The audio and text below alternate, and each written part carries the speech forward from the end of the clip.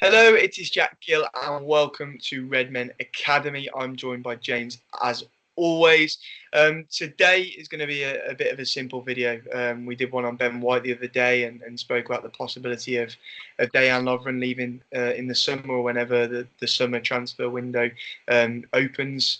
But we've got some youngsters, James, that will be hoping that if Lovren goes, then Klopp looks to them, and maybe it's their time to step up.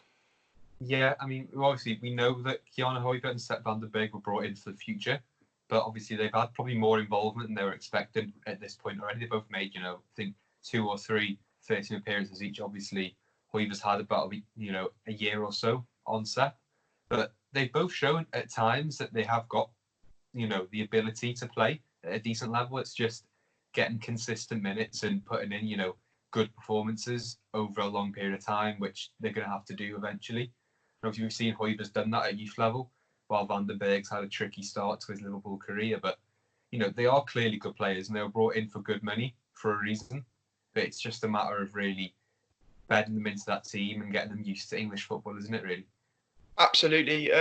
Let's start with Sepp van den Berg, James. He's a player that we've been quite critical of at times this season, but against Shrewsbury, I thought he was superb.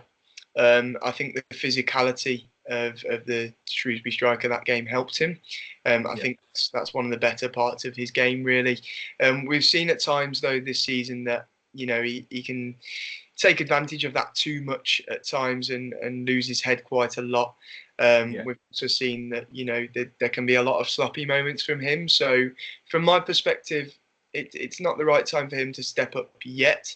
However, one thing I'm in favour of is seeing this man go out on loan next season. Do you think that's a possibility? Yeah, I think it'll sort of get him that experience at a higher level than youth football, because we said before, youth football, it's hard to gauge players off that. They might look amazing one week and then drop off the next because the difference in opposition's so big, isn't it? And they're not being physically challenged in the way they would in a high pace environment. But it's tricky because you don't want to send them out when he's not ready and then damage his confidence going forward. But then you don't know whether a player's got it in them until they're playing consistent professional football. From my perspective, James, I can see, we've got Billy Cometio who'll step up to under 23 level next season. Morgan Boyers has had a superb season, I think. I think Sepp van den Berg will go out on loan, personally. I think, as you say, this season he hasn't had the impact on the youth side that we thought he would. He's not been as good as we thought he would. He's been very inconsistent. And I think he's a player that would benefit from a loan. We know that he's a player that got regular first team football in Holland before he moved to Liverpool, of course. So I think he'll benefit from a loan, and it'll be interesting to see if and where he goes, if that is the case. Therefore, I don't think I think he's behind Hoover in terms of stepping up at the minute, and that's for numerous reasons, and we'll talk about Hoover more in a minute. But I think he's less versatile than Hoover, obviously, and at the minute he's just not putting in consistent and good enough performances. We've seen glimpses this season, but we need to see it on a regular basis, and I think he's a player that, as I say, you'd see that if he goes out on loan somewhere. Let's talk about Billy Cometio a bit. I've spoke about him a lot in recent weeks and months. He's a player that I can really see developing into incredible talent. He's got a bit of everything. He looks amazing in the air. He's so good defensively. Obviously, he's very young. He's a player that Liverpool signed, and has been in the under-18s with Barry Lutis this season. What do you make of Billy Cometio? Well, he has that physicality that a lot of defenders his age don't have. Like we've seen, obviously, Reece Williams go out because he didn't have the right physique. He was a big lad, but he didn't bulk out and he didn't have that physicality to his game, whereas Billy Cometio has already got that. And I think, that would have been a factor when we brought him in. We obviously brought him in from Orleans, I think 18 months, 2 years ago now. And he's developed, but he was already very well developed when he came in. And he looked like a player from the onset. And we've seen this season that he's strong in the tackle, he's good in the air, and he's quick at recovering as well, especially when the team are under a lot of pressure. He can get back and he can make those, last-ditch challenges, and you need that in your defence, especially when you play such expansive football. We've seen it with Van Dijk. You need defenders who can get back quickly and, cover up for the sort of failings in the final third, really. Yeah, absolutely. And, he's probably a bit far away from the first team right now. Well, he's definitely far away from the first team right now, but I definitely think this is a player for the future of Liverpool Football Club. And even if he doesn't make it at Liverpool, I think he'll make it somewhere. I think he's a brilliant centre-back. Yeah. And it's obvious to see why we signed him, as you say, 18 months, 2 years ago now. I think he's a brilliant talent. And it'll be interesting to see how he does when he's getting regular football in the under-23s next season, James, when he does make that step up. To move on to Ki-Jana Hoover now. We spoke about his versatility before. We've spoken about Neco Williams perhaps going out on loan next season, and therefore a spot might open up for him to be the understudy to Trent Alexander-Arnold at right back. This is a player that I think will get more time in the first team next season, James. Yeah, I think obviously if Nico goes out, where I think he's at that level now where he needs to be playing at a decent level of football that's better than youth football, because we've seen for the first team he's that good, and you're not going to get better playing against kids.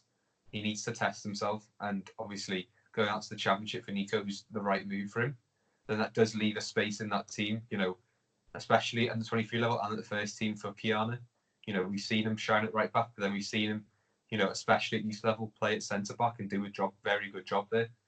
But it's just, he needs to sort of capitalise on that vacancy in the first team. He's going to be seen as the backup player now. He's a player, James, that I have said numerous times I like on the right side. I think you saw against Villa in the Carabao Cup quarter-final, I think his link up with Harvey Elliott was outstanding. I thought he was one of the stars that night. But I prefer him at centre-half. And I do worry that next season, if he's playing at right back on a more regular basis, that might, potentially his ability moving forwards in centre half. I know the Netherlands tend to play him at right back a lot as well.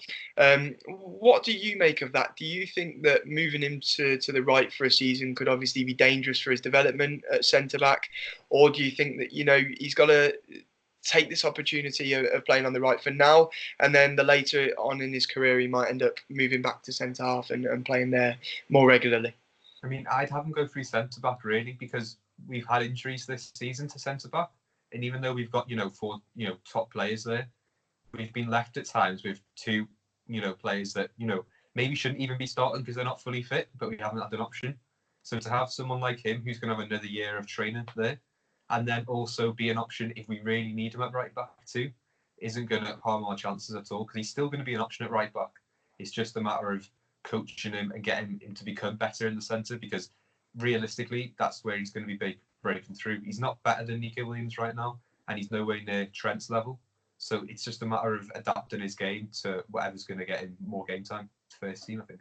Absolutely. We've seen over the years, obviously, Jamie Carragher is a prime example of that, of players who change position throughout their careers. And we've seen with Trent, obviously, used to be a centre midfielder, gone to right back, and that's how he's made his living at Liverpool. He's now the best right back in the world. It may be that Ki-Jana Hoover has to do that for a period of time before he moves back to centre back. Just to think about it then, if Dejan Lovren is to leave in the summer, would you rather go out and sign a player of Ben White's calibre, or do you think that we have enough talent in our youth system to just progress them forwards? It's a tricky one, isn't it? Because you obviously want to promote youth, but at the same time, how good Ben White is and how good value he could be, I think it's a no-brainer. Plus, Sepp only turned 18 in December, and Hoive only turned 18 in January. So they've got so much time on their side. Centre-backs break out a lot later than most of the players do. So they've got at least another 3 years before they'd even be expected to, be making their debuts, and they've already got that out of the way. So there's no need to, fast line them into the first team. Let them keep playing their game, keep living their position, send them out on loan in a couple of years' time or a year's time, and then go from there, because there's no point in throwing in the lads before they're ready at all. Yeah, and the defence is obviously a section, James, that the under 23s have had a mixed seasoning, really. You Yeah. know, start of the season, we were leaking a lot of goals, but then we turned it around in the Yeah. second half of the season. It's going to be very interesting over the next few months, obviously, following what happens and who goes where. And, you know, the brilliant thing about youth football is so many players. Like this under 23s we've had this season could look so much different next season with so many players going out on loan, some stepping up to the first team, you know, and some coming up from the under 18. So it's going to be interesting to see what happens for next season, isn't it? Yeah, definitely. And obviously Hoiber's quality has been shown when he got named the 32nd best youngster in Europe in goals next gen. So they do it every season, where they rank the best young talents born, I think, under the age of 19. Yeah. And obviously we had 3 lads there this year.